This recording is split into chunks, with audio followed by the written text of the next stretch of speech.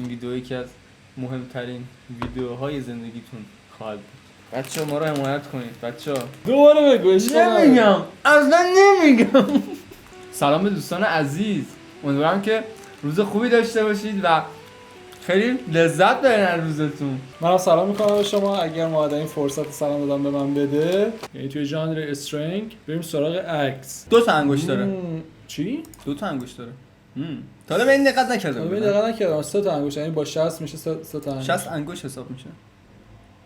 اونقدی که سرشونه و پشت بازوش اغراق شده به طرز بدی، روی جلو بازوش اغراق نشده و این مثلا ضعف داره. یه اونی ایمورتال همه چی تمامه. واقعا این اسکینش خفنه.